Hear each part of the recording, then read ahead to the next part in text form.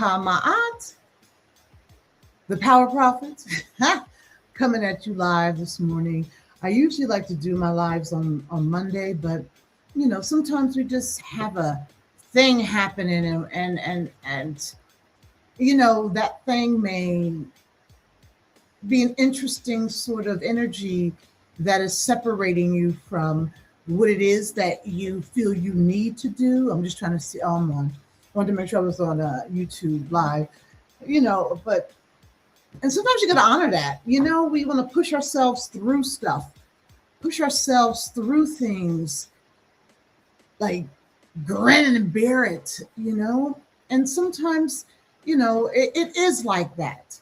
Um, but over time, and at 59, I mean, you get to a space and a place where those burdens and pressures about being on, well, they are not so strong.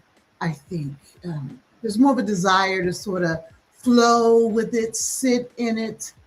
And maybe that comes from perhaps doing your own thing.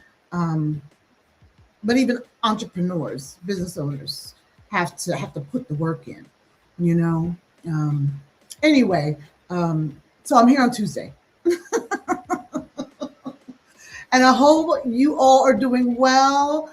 Love and lights, beautiful souls. Welcome, welcome, welcome. If you are coming here live, welcome, welcome, welcome. If you're coming here later, welcome, welcome, welcome. Yeah, 3 is my number.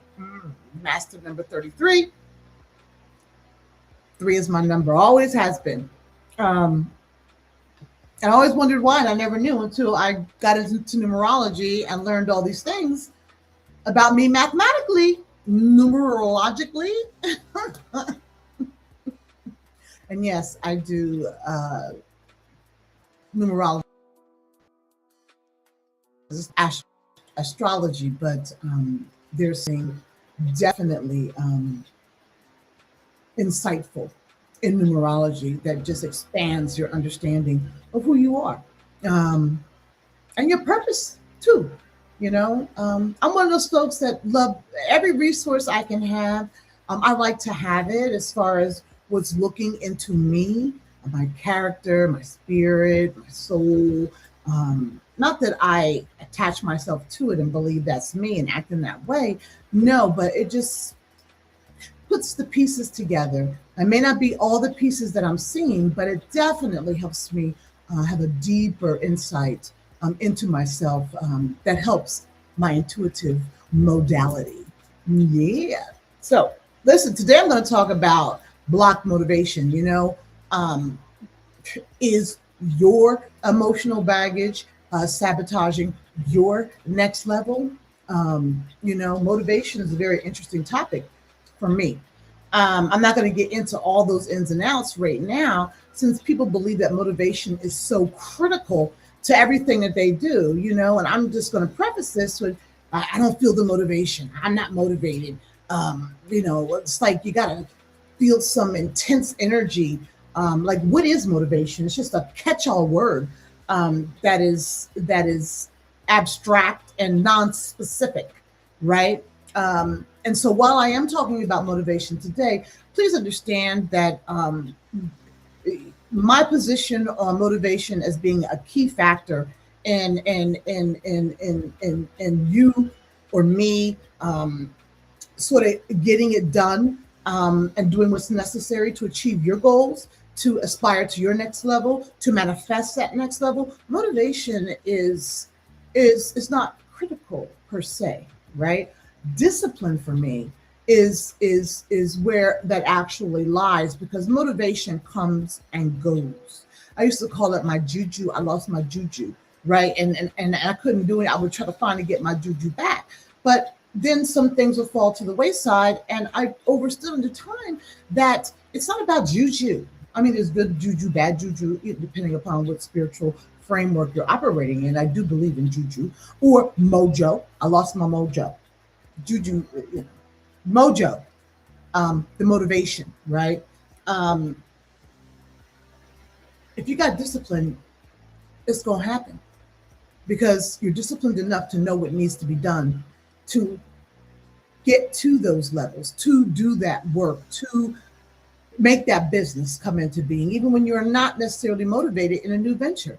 I mean, it's like love in a love relationship, you feel like this intense, deep, emotional bond and attachment.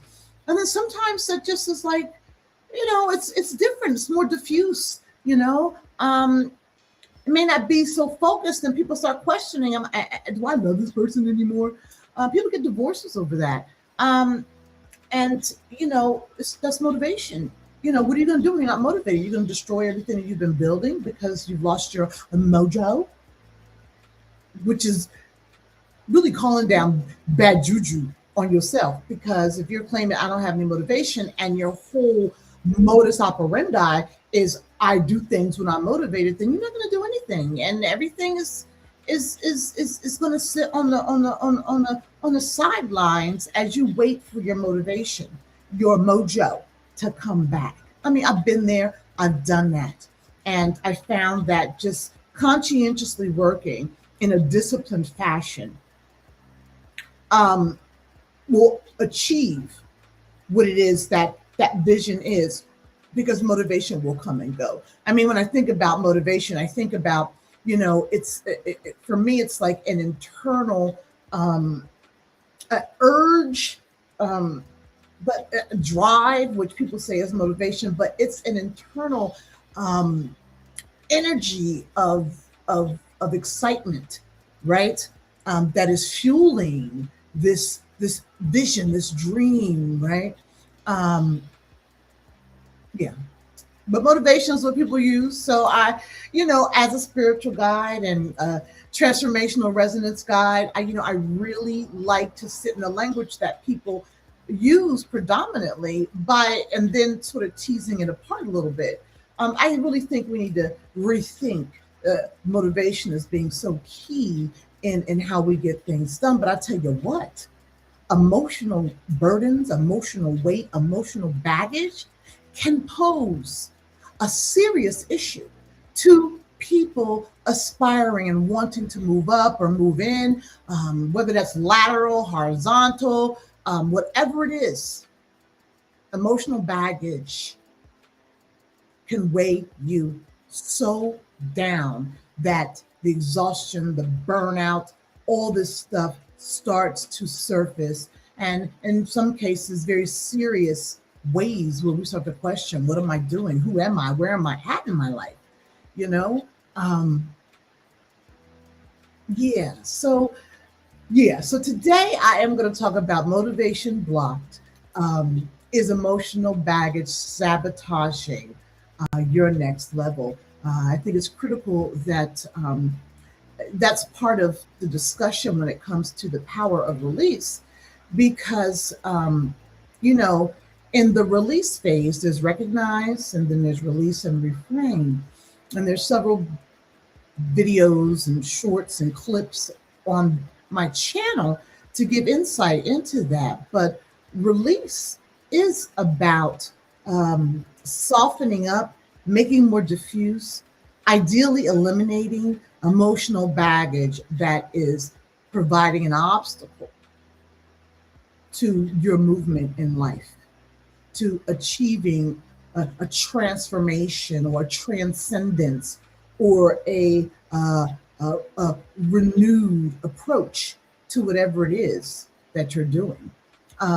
People want to do things, right? They have a vision, a journey that they want to walk out. They have a position they'd like to get. And all that is fantastic and wonderful. But if you're making a new walk and you're bringing all your junk in that new walk, that junk is still going to impact you in the same way it did before. But there's something about the newness. You get a little spark of energy around the newness, and you feel like things are going great, and you're like in the groove. And because you haven't dealt with the emotional weight of an issue, particularly in the area that you're trying to refresh, that's only going to resurface later. Okay, it's only going to resurface later, and it does. I mean, I play that out time and time again, in various new approaches, right, to my journey, my life journey, my life purpose. I swear I had life purposes, but a life purpose is really a core. It doesn't go away even on your journeys, right? Because a purpose is an inner knowing, and that is situated in everything you do. And many times, and it depends on circumstances, etc., that can never come into fruition to be something that is our, our business, how we move forward, in an entrepreneurial endeavor, services, or or we may never even get that job that allows us to express that core, that knowing, or that we believe we. And a lot of people don't even know this, their purpose. They can't see who they are. They just can't. They can't see their innate gifts, which is tied to their purpose, their authentic purpose. And then there's expectations about that. So if someone feels called to work with older folks, but there's a stigma around maybe working in a nursing home or working in some sort of a senior rec community center or something, then that person won't do it. And maybe they decide they can't volunteer because their work that they're doing that's not aligned with their authentic purpose is sort of overburdening them in such a way that they can't even do the little volunteer effort.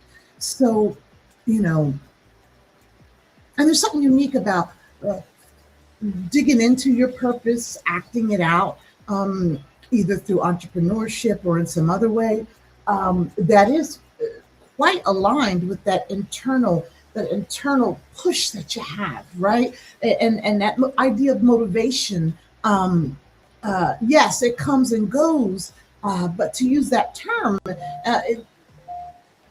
it becomes, I don't know, it feels more grounded, right? You don't have to necessarily dig it up all the time because you're doing something that you really love to do and that you respect, a service that you respect because it's authentically part of just your gifts, your talents, right? Um, so I kind of got off the beaten path, but today, like I said, I want to talk about motivation blocks. So, is your emotional baggage sabotaging your next level? I mean, look, we're checking every box on the to do list, right? Yet we can continue to feel like we are drowning. And that's not a lack of discipline sometimes, although it is very well a lack of discipline. But no, we could be very disciplined in our approach. So it may not be a lack of discipline looking at it in the traditional ways in which discipline and motivation are used. Um, the discipline is not holding you back because you're doing the do, right? It's the unprocessed grief, that emotional weight, that is being suppressed, that is holding us back, right? And every hour that you ignore it, your future potential stays anchored to something that is not uh, that is not doesn't have resonance with your walk, right? You stay anchored in some place that is not really conducive to inspiration, motivation, getting the work done. So, look, you need to release this weight now because if not, 2026 will be just another year of running in place, thinking we're getting somewhere. Like, look, insanity, doing something different, feel like we're getting somewhere with the same old junk that we're bringing in. Nothing's changed inside of us. It's just the activity outside of us that's doing it, right? And so, in the Power Release program, the idea of letting go is essential. And so, letting go is a concept that many people grasp in a general sense, right? But when it comes down to it, the actual work of releasing can get murky, right? Like, what's release? Especially when we're not tied to some sort of psychologists letting us know that we got issues. Look, we already all know we got issues, right? Um, but taking it from outside of the therapist room, the work of releasing can be quite opaque.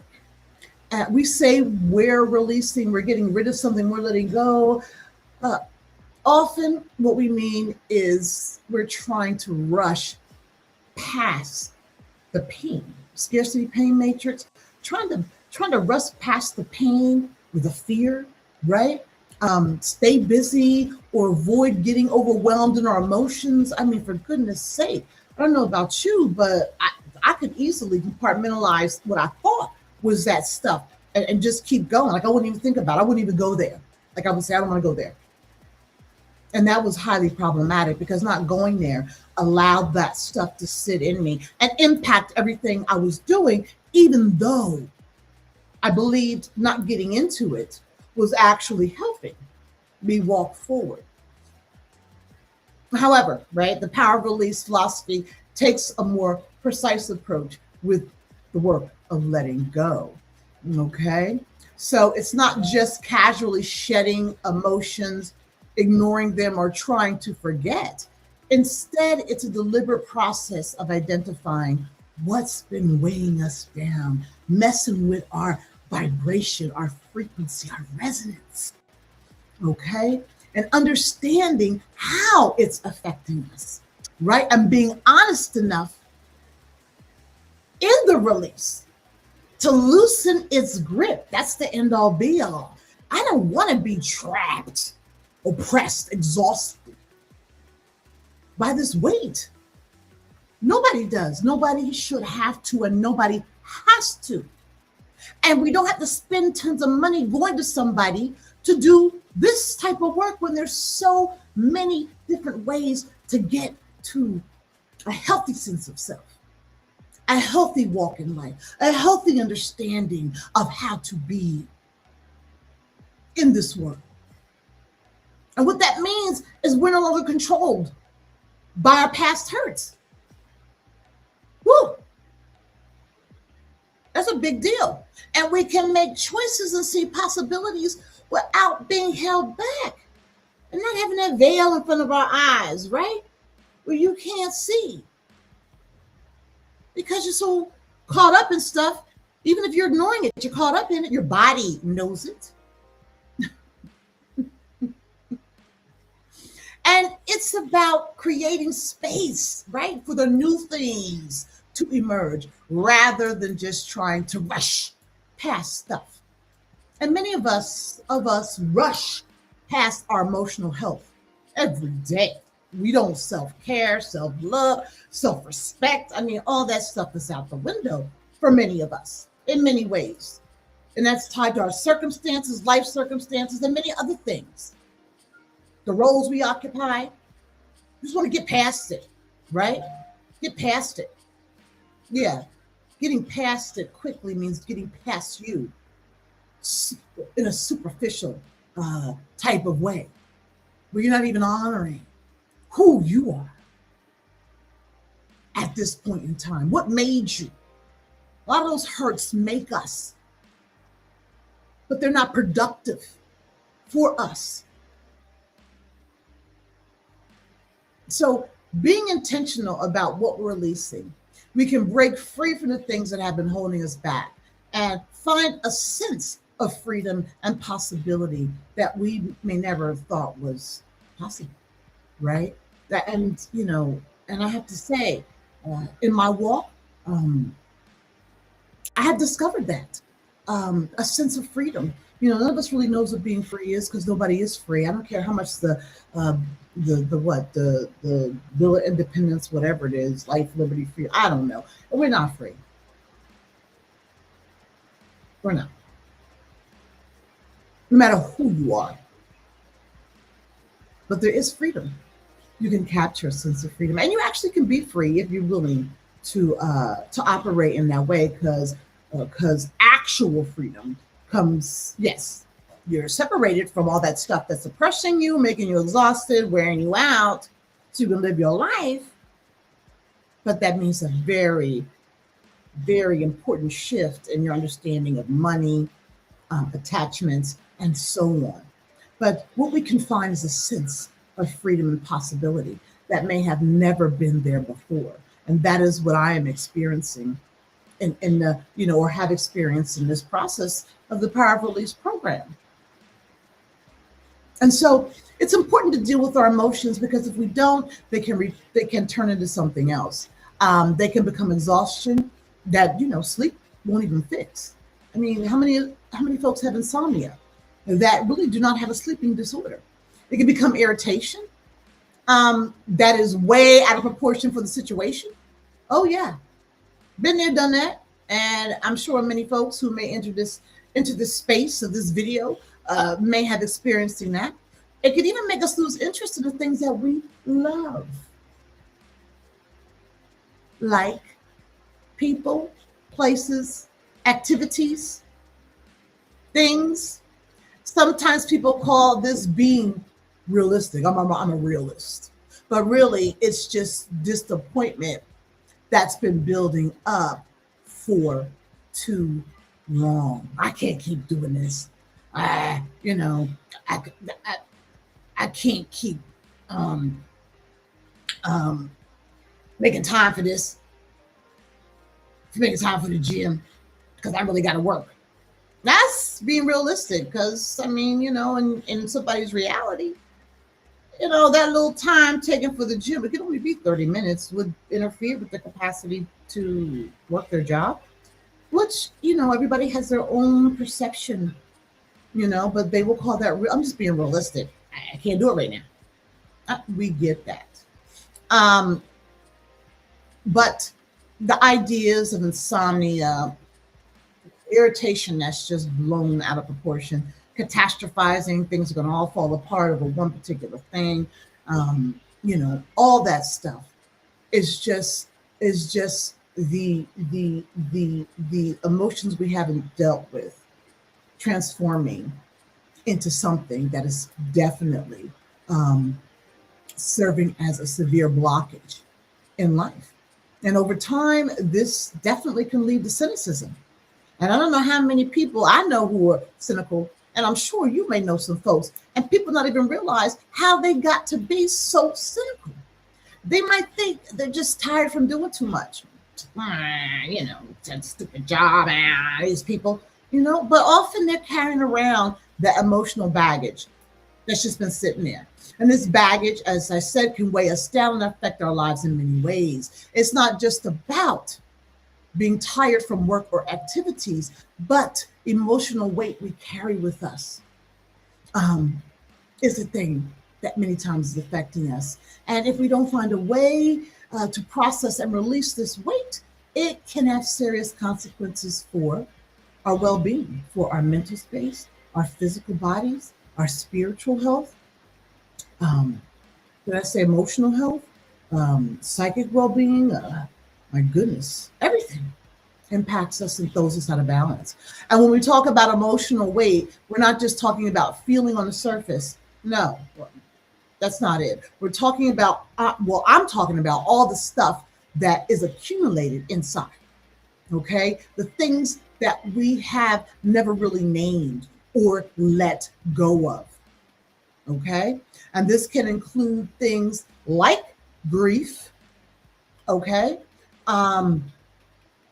Anger that was never released, humiliation that was felt, disappointment, and some of the emotions that come from someone feeling responsible for everything and everyone, right? I mean, we carry this emotional weight for years. And from the outside, like myself, it looks like we're fine. Oh, she got it together. She doing it, right? You look like you're doing it. You got it together, right? We're still working, taking care of families, creating and doing other things that we're supposed to. But then one day we notice our energy has dropped significantly. We don't have that motivation to do anything. Or we don't feel as alive, inspired as we may have been. And it's not always because we're not trying hard enough, we don't have that discipline. It's because we need to deal with some of that baggage, right? And this unexamined emotional inventory weighs us down, making it harder, again, for you to go to your next level and live that life that you truly want to live, right? And so the concept of targeted release is rooted in a deeper understanding of human emotions. So it's not just a fleeting feeling or spiritual notion, but a complex process that requires attention and effort. In my book, The Power of Release, I talk about, dealing with the emotions, right? This is not some one and done. This takes time and takes effort. And you can't do everything all at once either. So it's going through these emotions one emotion at a time sometimes, right?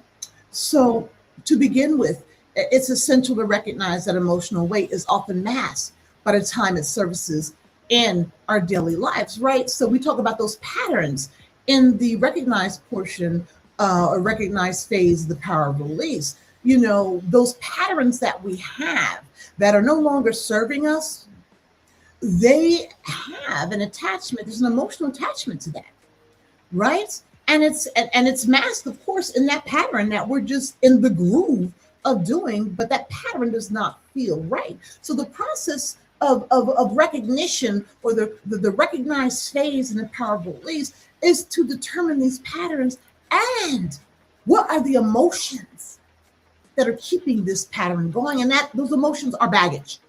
Okay. And so, these emotions can appear as, you know, they can turn into procrastination, right?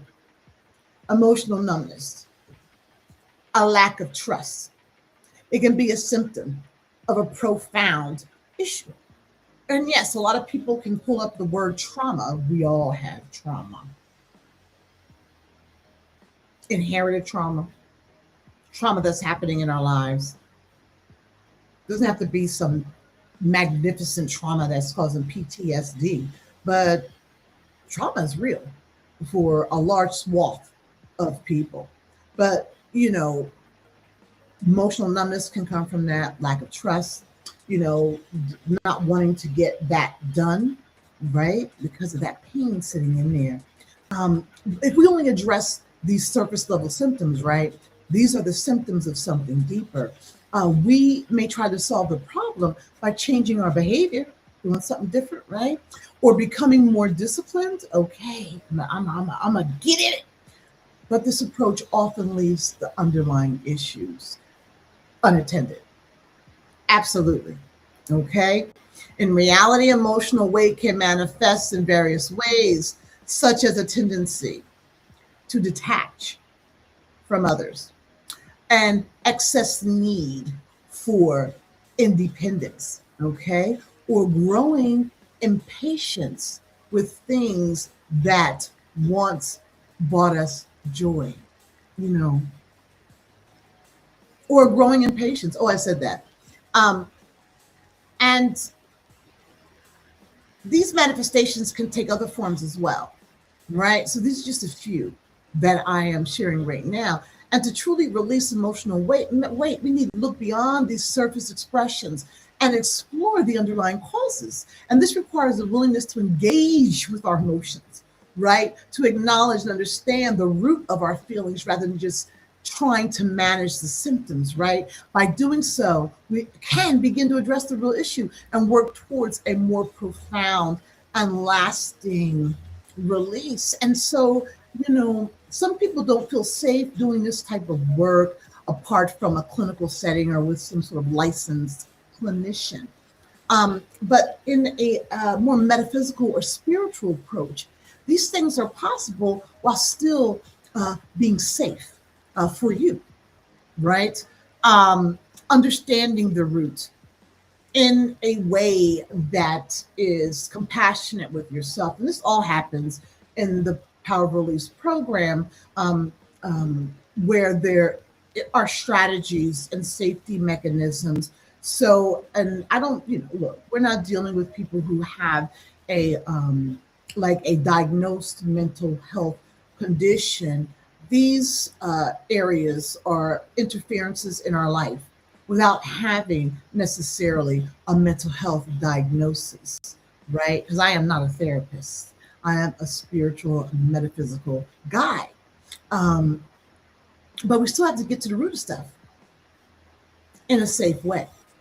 And so, actually, part of the release phase is dealing with a lot of quiet time, getting quiet, meditation, thinking, journaling to get these things out, to be able to look at them. And of course, we're not looking at them alone, we're looking at them together, right? In a way that is, again, empathetic. And safe. I have to always say safe because people don't want to feel unstable. Although that may be a part of releasing, right? Losing something that was once so much a part of us, right? I could feel a little bit destabilizing. Okay. And so let's break it down for me and really look at what's going on inside. What's happening in us when we talk about release and emotional weight. So when we talk about emotional weight, we're referring to the burdens we carry with us every day. So to start unpacking these emotions, we need to stop seeing them as just one big heavy feeling. We gotta tease them out and look at them, right? Look at them. So a lot of people will say things like, I'm just feeling off. I'm drained. I'm blocked. I'm not motivated. Ah. And these are definitely valid feelings, okay?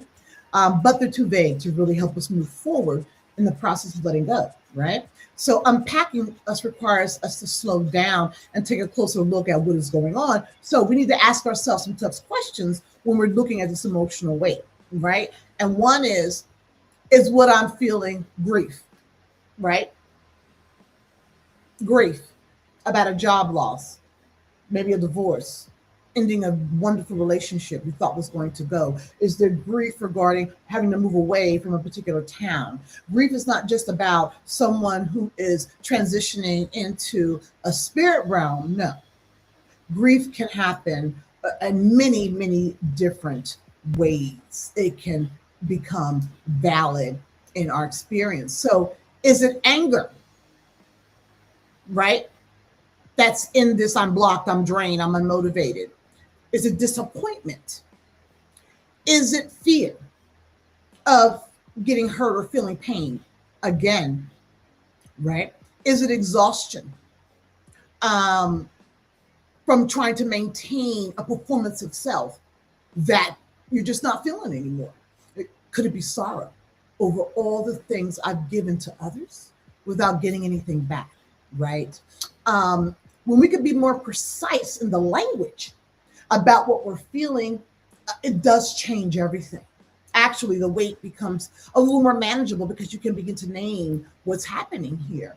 Um, and so it's like taking a big foggy cloud and turning it into something solid that we can work with, okay? In solid chunks that we can work with. And this precision is what allows us to really engage with our emotions and start making progress. So, by taking time to understand, and that's what the Power Release program does, give time to you to understand what's really going on inside, we can start to make sense of feelings and begin to let go of the emotional weight. Okay. And I just want to pause for a second about this idea of emotional weight. You know, many of us are are emotionally illiterate.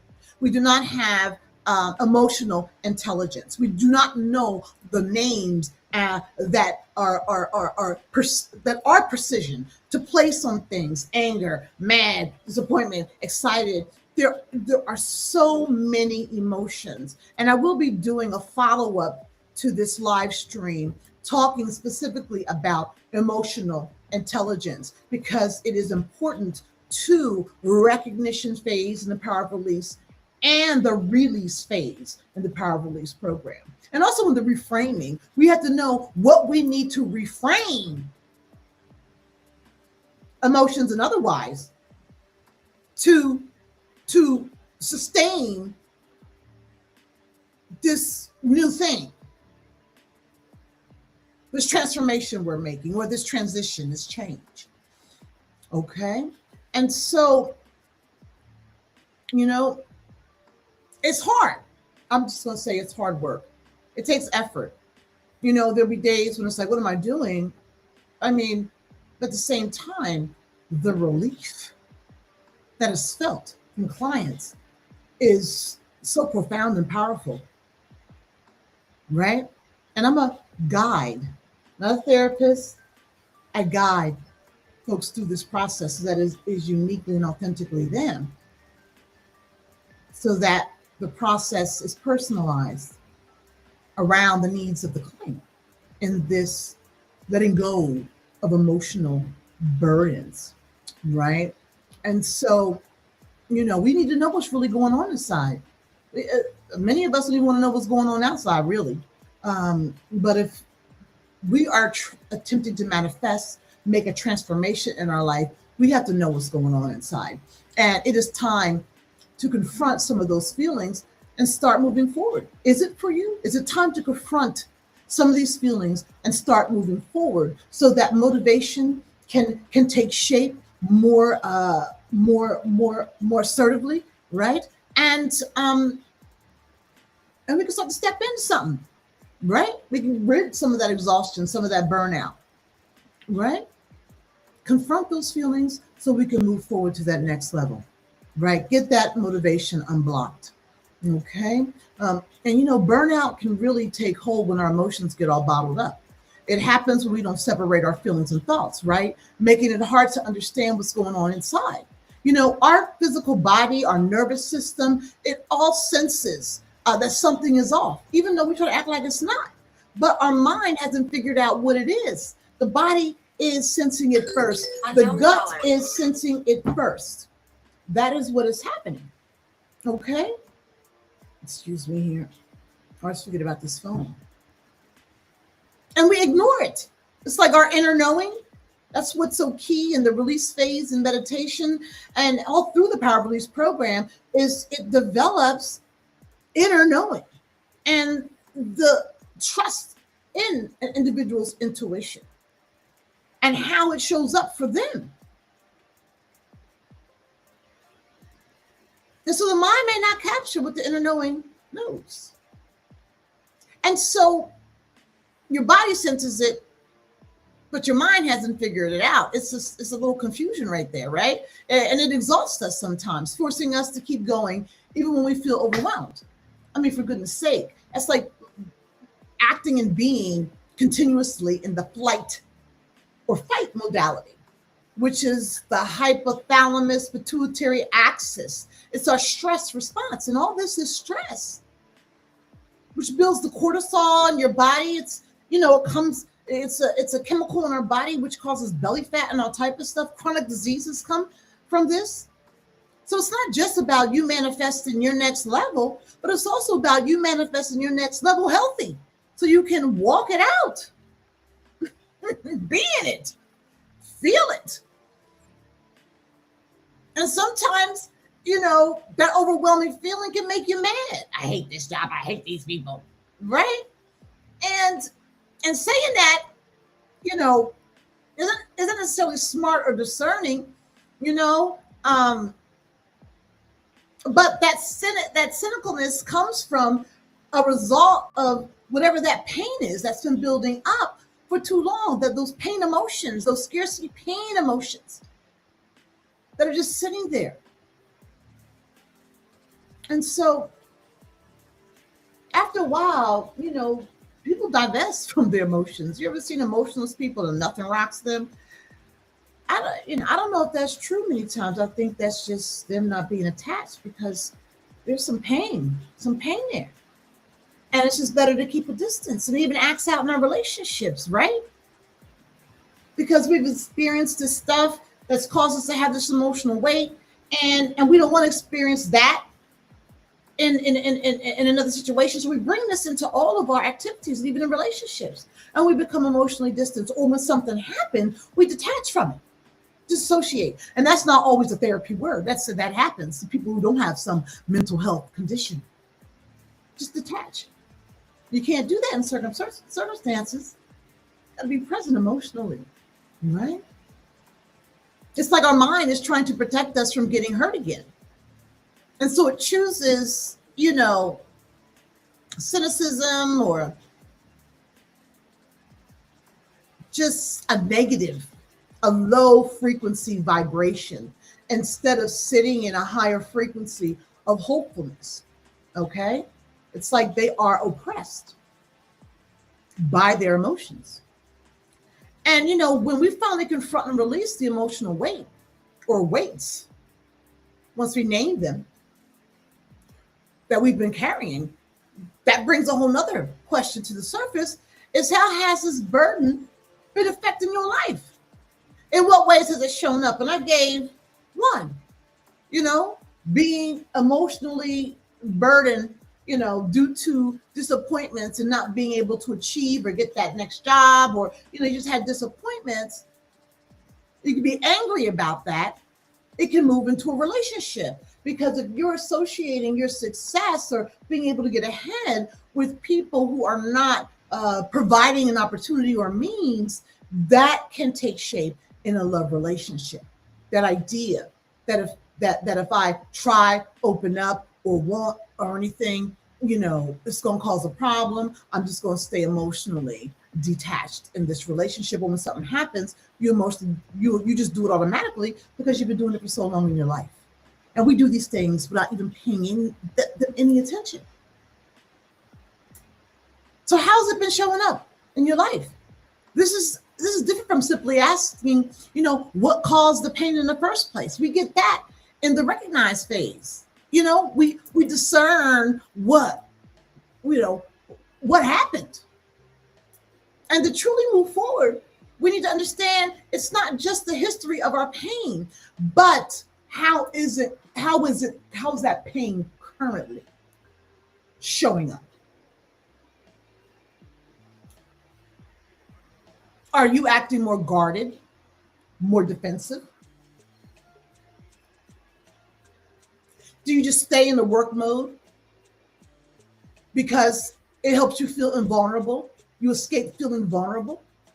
And overwork could be anything. At work, it could be working on a house. It could be just focused on something, just doing it all the time and staying separated from folks and from yourself. Has it led to like suspicion of things that come easily to us? Right? Oh, that came too easy. That person's, they must have an agenda. I mean, one time I was working in a home for young women who were pregnant or having a child. And, I came in with myself. I'm extremely empathetic and compassionate. And I was just, speaking in a way that was sort of like this. And the young woman said, I don't trust you. I'm like, why? Because you say I'm too nice. Yeah. Now that threw me for a loop. It makes sense though. We think about the patterns that we have, experience that we have, and how we get in the groove, and we just expecting something. When somebody's talking too sweet, oh, they got to have some ill intent.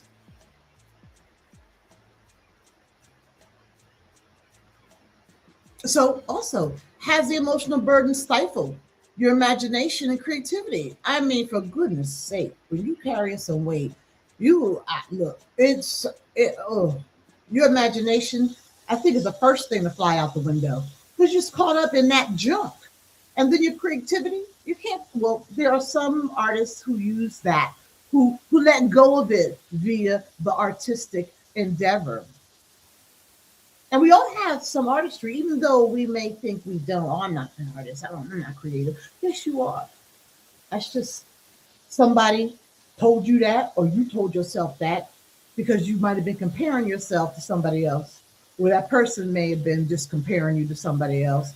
We all have that. When I was a dance instructor, that's what I went to college for the first time around, um, um, to be a modern dancer, right? Martha Graham technique, and I turned it into classes. Like I turned some of the movement styles into my own little style, and started the classes. And people will come and say, "Oh, I can't dance. I can't do that." I was like, "Yes, you can. Throw that out the window. Don't come in here with that." And they could their way. They could their way. So we all have our way. And when we think our way has to look like somebody else's way, creativity also goes out the window. And that's emotional weight. Are you conditioned to expect that caring deeply for somebody or about something will lead to exhaustion and depletion because you've been in that groove for so long? Until we see the role this burden has been playing in our life, we may unintentionally continue to hold on to it. It's not just that we carry pain or fear. We often build our entire lives around scarcity pain matrix, which I talk about, organizing our thoughts, feelings, and behaviors in response to that within the scarcity pain matrix, right? And this is why release requires more than just an emotional expression, like talking it out. You know, talk is good. We can talk about the pain and fear and still remain so tightly bound to the structure it has created in our life that that's not enough. Release begins to deepen some of this stuff when you ask whether the emotional inventory, we identify these emotions you're carrying still deserves a functional authority in your life. Does the emotional weight tied to pain, tied to fear, tied to scarcity, does it really have a role in anybody's life? I say no.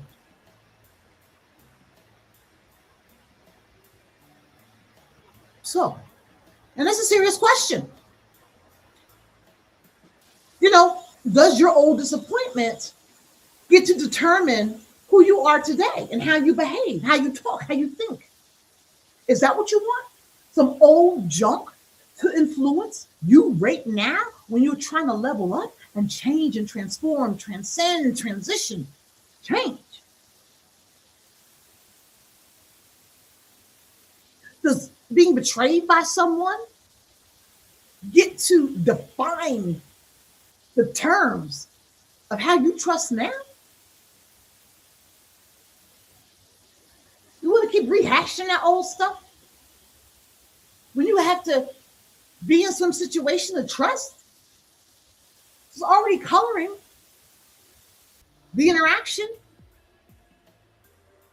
with a skepticism. So there's an expectation of being betrayed already operative in the brain, maybe in the amygdala, where our memories, bad memories go, right? And then you're just going to act it out and believe this is going to be a phenomenal relationship. I met the one. He, she, they're the one. Like I said, something new can bring you up out of that for a minute, right? You got motivated, you feel good. But if you haven't worked on all that crap that you've experienced and patterned in your life prior to this new thing, then you're really the old person doing the same thing, believing it's different. And again, that's insanity.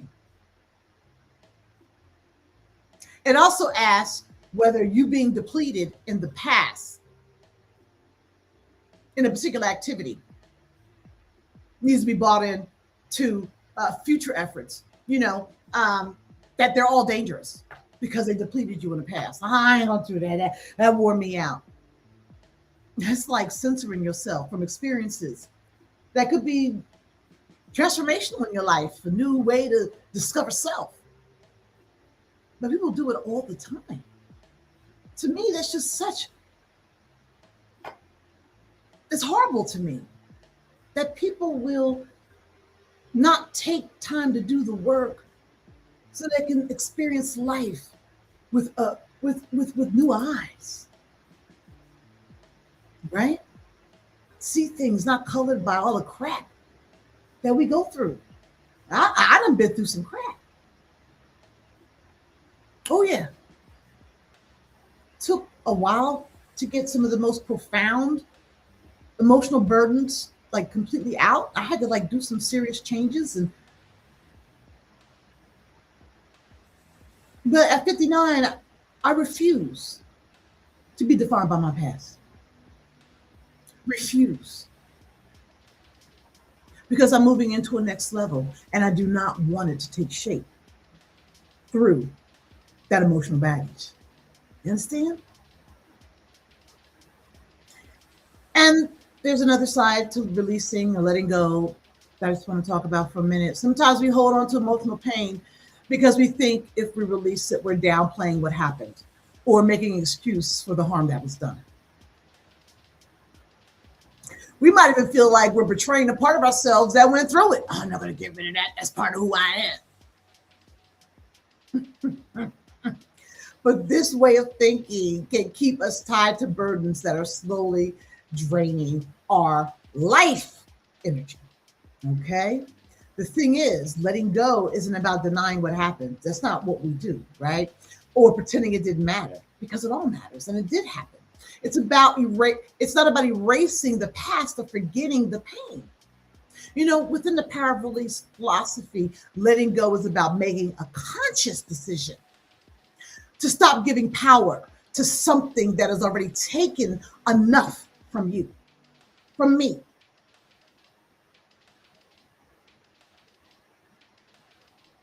It's got to be someplace that ceases and desists. If that's the right terminology, desist, cease and desist. Not giving any more power to what has already played a major role in our life in ways that did not serve us. Okay? Look, it's about recognizing that we've been holding on for too long and that it's time to release that weight. And by doing that, we're not minimizing, right? We're taking back control of our lives and emotions, right? We're not just letting them run around, the emotions run around willy-nilly to impact us in all ways, shapes, and forms, right? It's just not how that, we got to take back control, self-sovereignty. And that means having more authority, sovereignty over what is happening in our emotions and thus in our lives.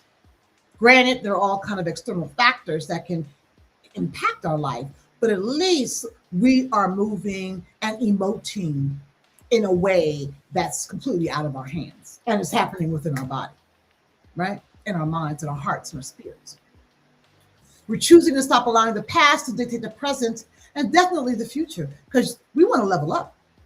It's time to level up. And I know you just ain't feeling it right now. And it's not that we got to do this work before we level up. No, we can still be working toward leveling up. And we're just adding a little activity in the process.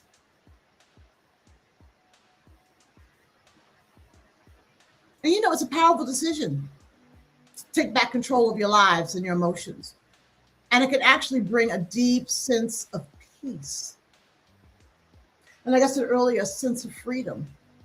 Because you're no longer at the beck and call of your emotions that will just run rampant in you and outside of you, projecting all kind of stuff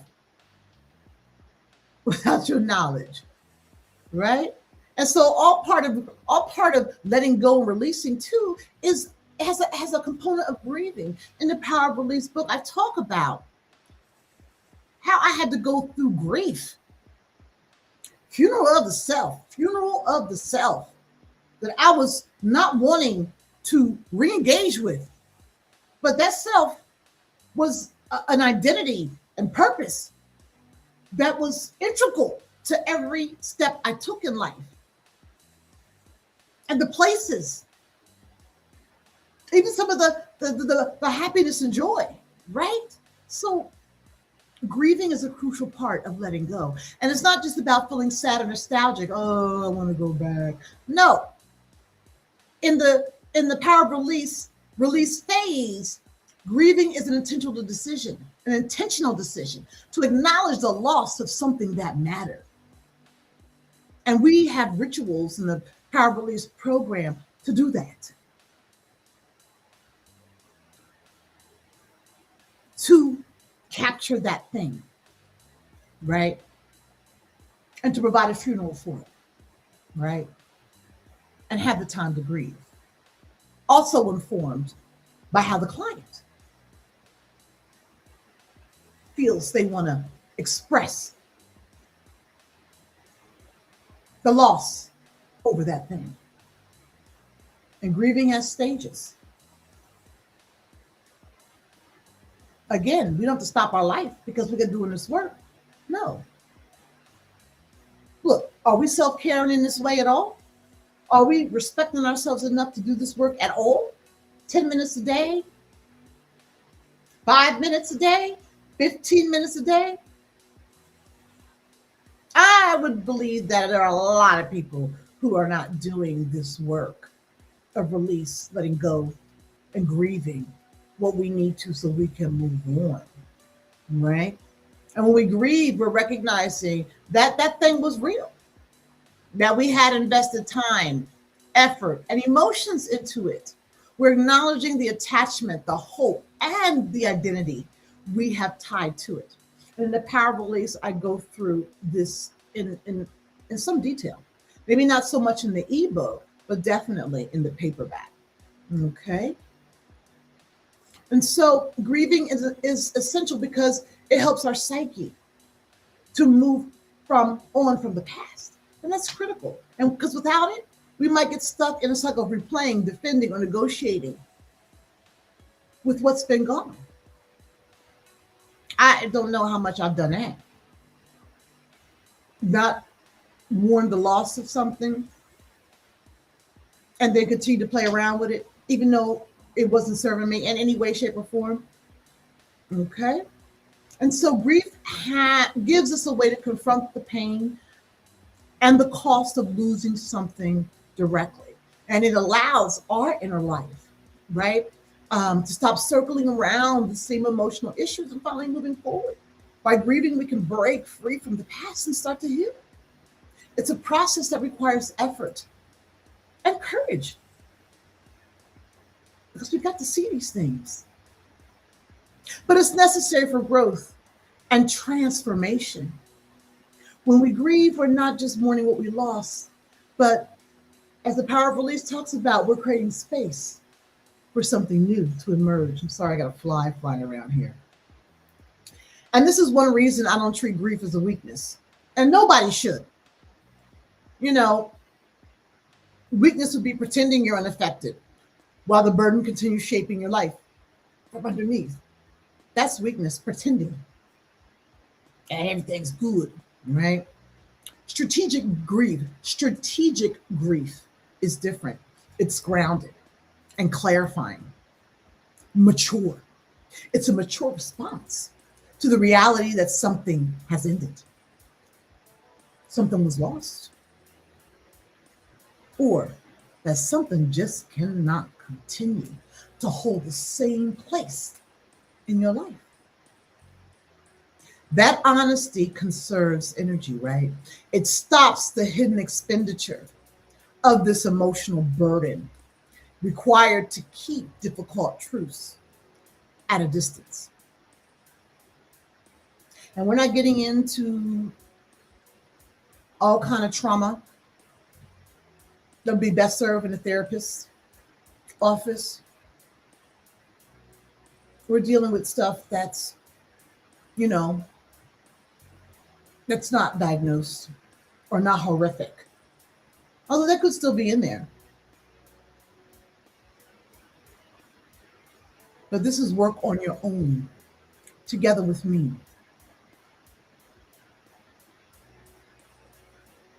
To bring some light to these patterns that are no longer serving you and the emotions that are tied with it. So patterns that we've established in our life, not talking about the horrific circumstances that some people have had growing up, that might be a piece of folks as they're moving through stuff, but that is not where we focus our efforts, okay? When we start to let go of old emotional baggage, something significant changes, right?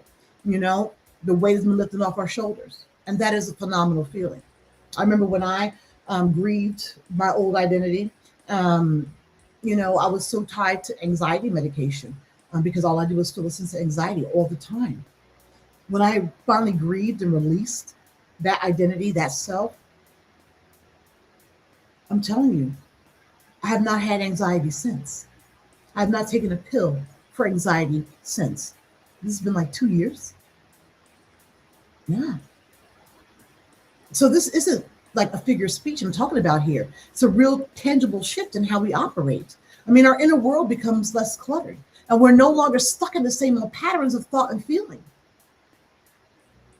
We're not constantly on guard, trying to protect ourselves from the past in the present. As a result, our minds, our bodies start to relax. We're no longer caught in flight or fight modality,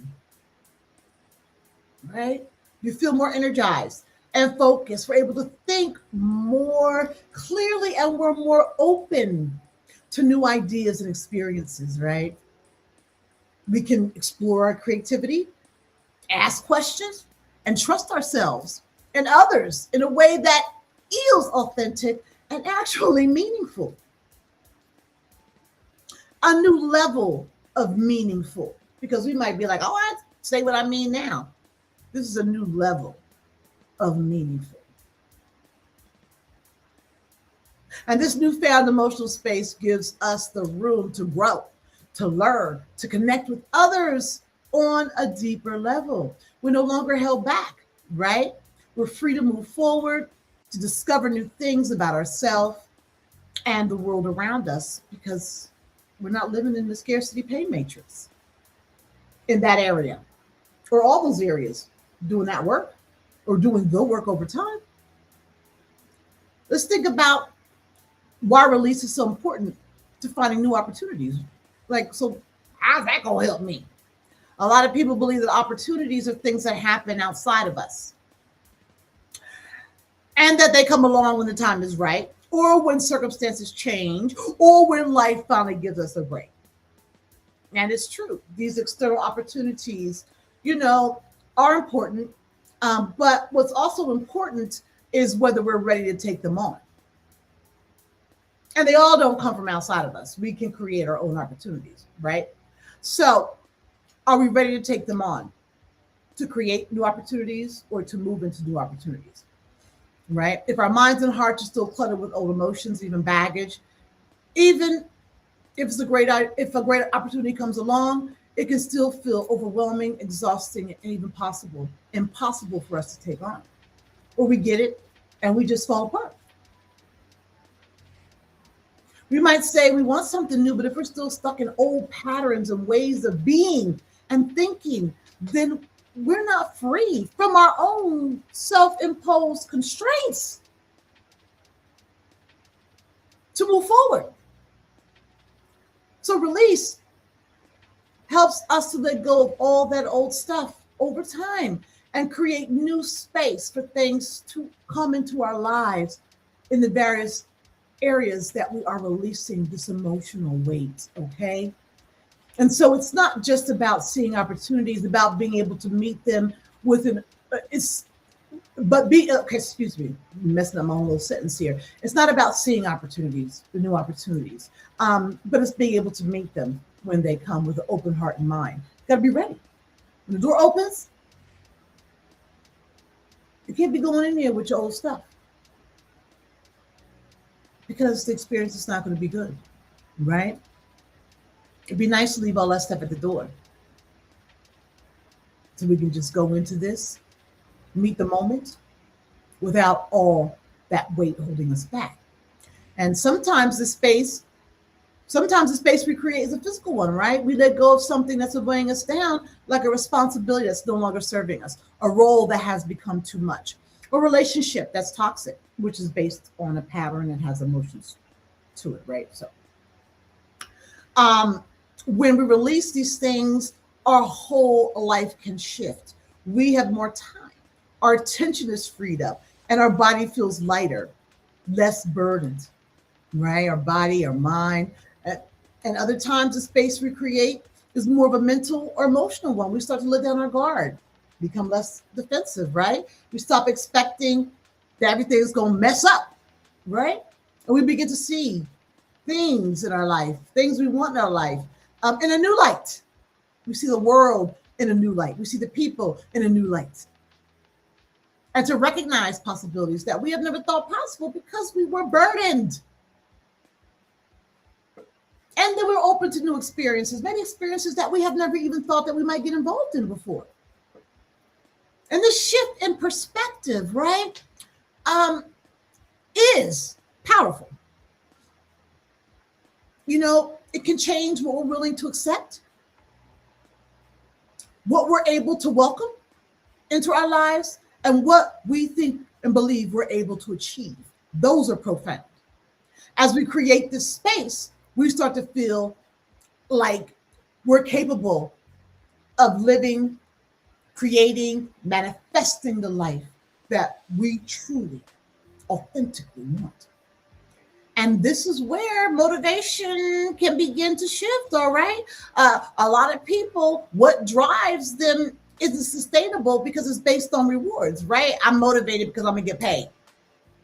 We push ourselves to feel worthy. I'm motivated because I'm gonna get that award, right? We escape the feelings of inadequacy, right? To feel worthy, to make up for past hurts, to fit in, to avoid feeling let down. Those are reward based, right? And also to get that external validation. And this kind of motivation, like I said, can lead to achievements. Yes, sometimes big ones, right? But it often can't bring us the peace, the balance, or longevity. Eventually, we get exhausted, resentful, emotionally drained, or disconnected from what we're doing. It's not that we lose our ability to perform, but we lose our spark, our clean energy, our mojo, right? We start to feel tired, not just physically, but also mentally and emotionally, psychically, spiritually. Even if we're still producing results, for goodness sake, I was in that modality for a couple of decades, okay? And this is when we need to find a new source of motivation, one that comes from within and is driven by desire to create, to grow, to make a meaningful impact. What is our legacy? Is it creating someone else's legacy? Letting go of what's holding you back is a powerful motivator, right? When you acknowledge and release the things that are no longer serving you, you're in a space of go. Let's go. Not that you won't face challenges, because they're always there, but you'll be better equipped to handle them, first of all, because you're not carrying around a heavy load of unresolved emotions that get all in the way. You have the ability to discern your emotions more easily when these challenges come, so that you can see what you're attaching emotionally to these challenges and be able to do the work of releasing them in process or throughout the challenge, right? And that's an awesome thing. So when something happens, you automatically know a triggered reaction, right? You can understand more mindfully what emotion that's attached to, because sometimes we may do the work of release and letting go, but the emotions, the pattern is wanting to come back. I call it the ego phantom limb, right? It's always there, and something that triggers it, it just wants to come rearing back. But through the work of daily hygiene, of understanding and cleaning out our emotions and reframing stuff, we become better able to face those challenges and to handle them without having all this other junk come in and muck up what's happening or how we're feeling about what's happening. All right. So what happens is your actions become more genuine, okay, and less driven by past pain. And we can make choices that are actually in our best interests. I mean, for real. Decision making. We make decisions every day, right? And many times the decisions are not in our best interest, but we just go. But letting go allows for decisions to oh my goodness, to come. Or was I'm sorry, I turned the phone on do not disturb and it's still ringing. I have no idea what's going on with it. Yeah. Anyway, whoozy. Um, um, so yeah, choices that are not driven by old wounds. And life is not necessarily going to come easy and all that, as I said, but you can more clearly discern what's happening. Okay.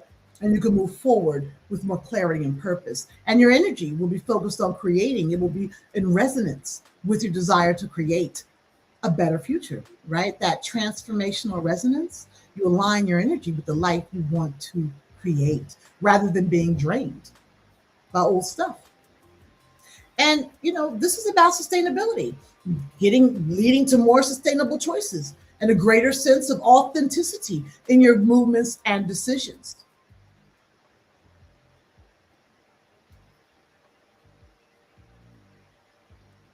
So one of the and I had a whole other thing here. Um, okay, I'll go through this. So I'm gonna break down the process of release. So a targeted release isn't something that happens just once. It's a process that takes time and effort. You need a willingness to return to the things that are holding you back and to really look at them and figure out what's going on. And that's not easy because some of these issues are complex and have been building up for a long time. That's why sitting in silence, meditating, journaling is key. And some of these issues are tied up in who we think we are, right? Or to the people and experiences that have shaped us. It doesn't mean that we let go of them, like that didn't happen, but we have to be willing to be in a space of uncomfortability, of discomfort, a little bit. Okay. Patience is a necessity to keep doing this work because you need to have compassion for yourself and in compassion for yourself and self respect, right? For you. You will allow patience to emerge in this process. And each time we come back to the issues, we're refining understanding of them and our relationship to them. You're learning to see them in a whole new light and to decide whether they still serve us, serve the resonance that we'd like to achieve, the vibration that is necessary for us to line up our manifestation. And so it's a strategic process because, we're not just reacting to our emotions. Like I said, we're taking control of them. Sovereignty, self sovereignty. And we're deciding what we want to hold on to and what we want to release or let go of, right? And even that act, that choice is powerful because we haven't been doing it. So, where am I at here? So, we all want to do this work um, and ask it to come in honestly and with clarity, right? Um, to look at what's really going on and make some of the changes. And so you might ask, what am I still carrying that costs more than I have admitted? What am I still carrying that's costing me more than I've admitted to myself? And the answer might surprise you, right? And it's worth considering what kind of motivation this burden has been creating for me. For some people, the driving force is the fear of falling behind, while others are propelled by feelings of resentment, guilt, or need to be perfect, right? These motivations can certainly get us moving, but they come at a cost and at a loss sometimes. As we become more aware of what's driving, the idea of release begins to feel more tangible, more manageable. We begin to realize that letting go isn't just sentimental.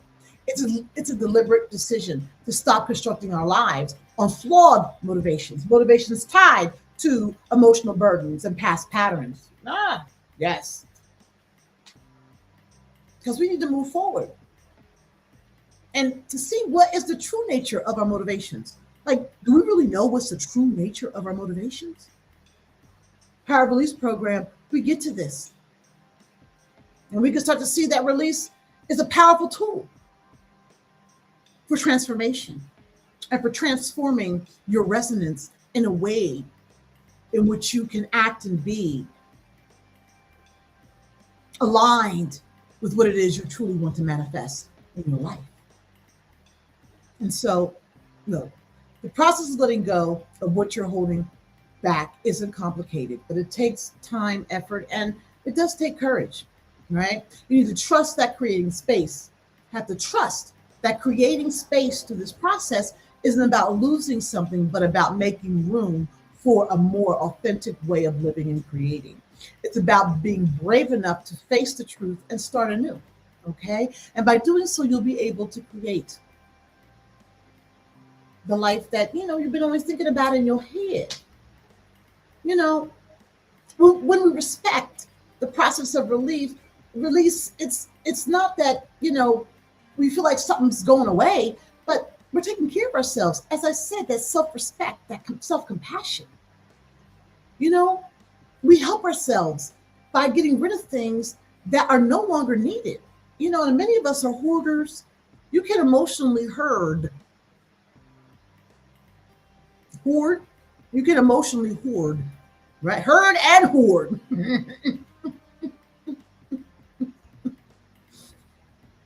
But in hoarding, we can't get a clear understanding of what's important to separate.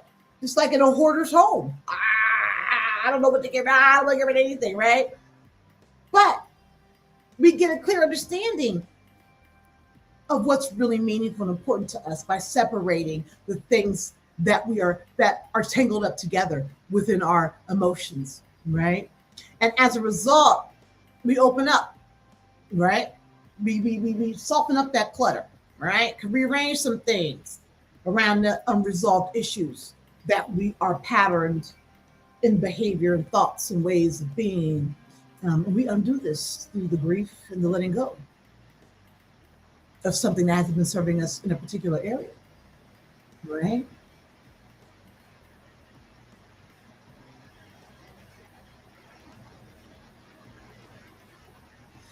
And so, in the end, you know,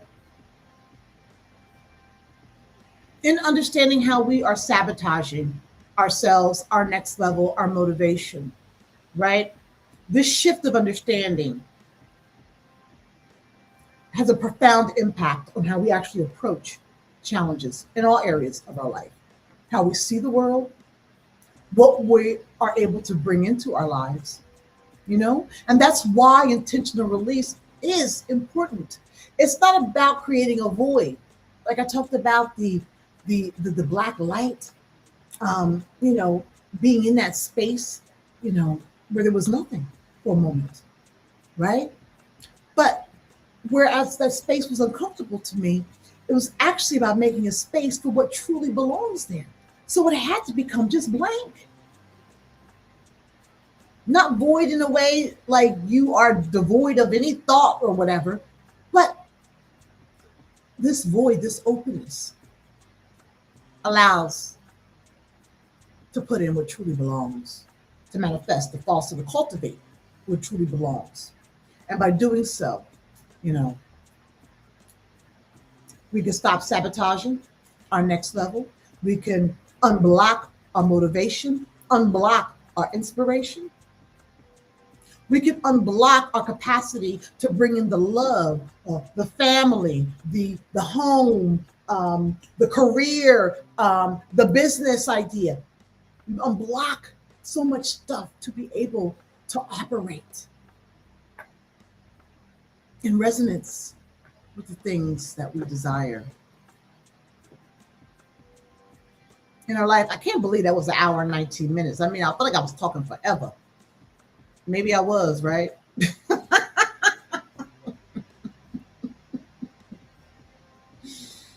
Hmm.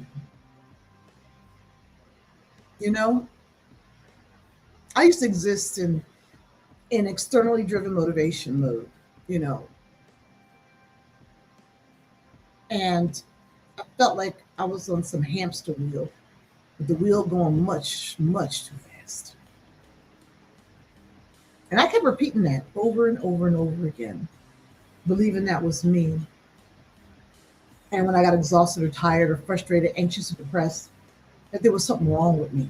I just couldn't fit. I told myself that story for years. And that's some BS. That is BS.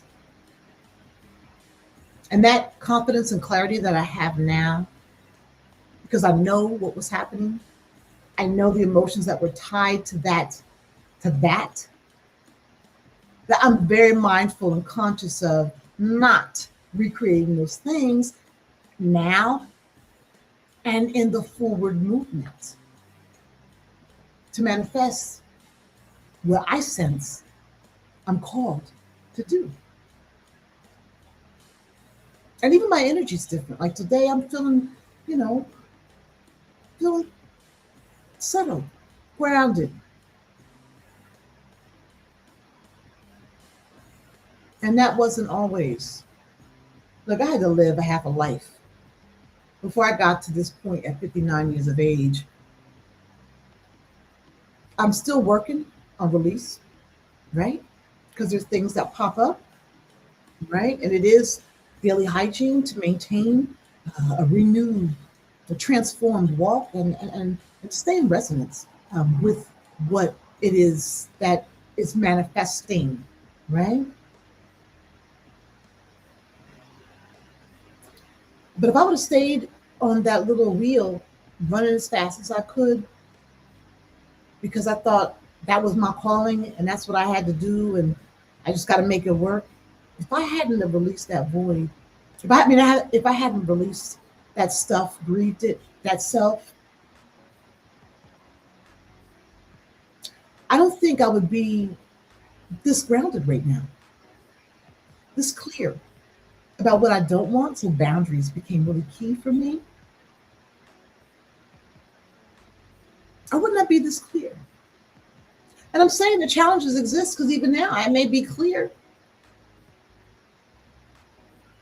but there are times, of course, that ego phantom limb wants to come back and assert itself. Like I should be doing this, I should be doing that. Why?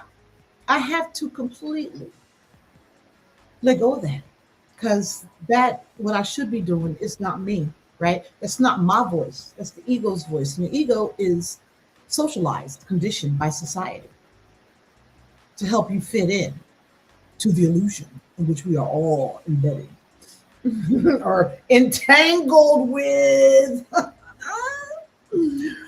But anyway, for those of you who sat through this, I appreciate your time. If anything resonated in any way for you, I would ask you to please comment, like, and definitely subscribe. Let it be known you're in support of feeling the power of release, and releasing and being better than ever for you, your family, your loved one, or just for you and you, right? You are in relationship with yourself. And would you accept the crap that you got going on inside of you from somebody else and how it manifests itself? No. Unless, of course, there are reasons why you would, right? It affirms where you're at, your junk, right? And we all like affirmation, but there's affirmation that does not serve us. And we create the conditions that help us feel good about our BS. And that could be the emotional weight, that's the junk that's still eking out. We would create the conditions so that, it just seems normal to us. Right?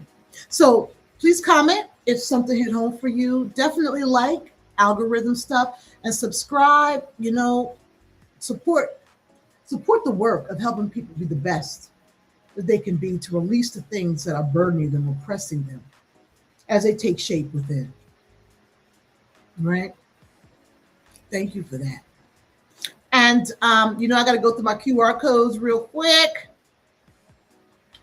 As part of the recognition phase that leads into release is the somatic metaphysical tarot reading. And I believe I did give a live stream on this, and I have many, many shorts and clips about the somatic metaphysical tarot reading. It's a very strategic way of utilizing tarot cards to understand what it is, to recognize what's happening in our lives, the patterns that are there. And so we map it out. And then we put together a trajectory about what are some of the things that you need to work on in the next phase, or you work on by yourself, right? And so this somatic metaphysical tarot is something that's proprietary. I developed it, okay? And it's very effective. Very effective. Okay. And while you don't get a release profile, a release map, or release trajectory, those are all things that come with the full on. I think it's a 1.5-hour read. This can give you just a glimpse into what that process is like. So you have more understanding about whether you want to engage with it or not. It's free. QR code here, go to the link in bio, sign up and claim. This takes you to the bio too, right? Link in bio. Okay. So this is your complimentary somatic metaphysical tarot reading. So you can get a taste or dip into the first phase of the Power of Release program, the recognize phase. Okay. And so I also want to talk about, today is the last day to sign up for the 5-day micro challenge.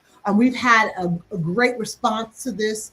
And I'm excited. I'm going to close this probably around 9 or 10 this evening.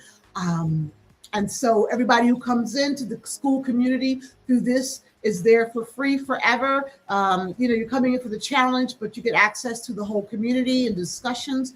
After this date, starting the 15th, access to the community, there'll be a monthly fee. Okay, so there's the QR code. Go to link in bio, go to the website, read more about it, and get in before it's closing today. All right, would love to see you there, definitely. All right, so I always got to show my book here. I like the fact that I finally put out the ebook through Kindle. Again, it's not as long as the paperback, but it's enough to let you know what my journey was like in this Power of Release process. QR code there. I think they go straight to Amazon. Get it, read it. Let me know what you think about it, right? Email me, reachhigher@power-profit.com. I would love to hear your thoughts. Okay. And I think that's all I've got to share right now. You felt good today. Although I'm real mellow today, it's always good to have these moments where you're just sitting in sync, right? Where you're sitting in sync, right? So I hope that you enjoyed the message today entitled, Where to Go? I don't know where it went. Motivation blocked.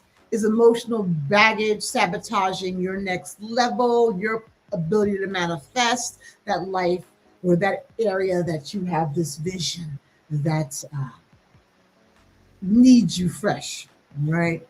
Thank you for sitting in with this. I truly appreciate your time today.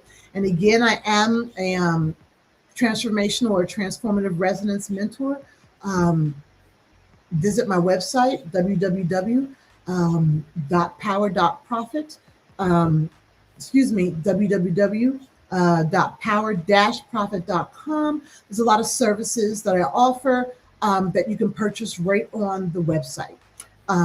Okay, so thank you so much for your time today. I sincerely appreciate you. Oh my goodness, I'm going to make it to an hour and a half, but I'm going to hang up before then. I wish you all a beautiful day, beautiful souls. And remember, self-sovereignty is what we all need to realize an authentic life and the purpose that is embedded within us, right?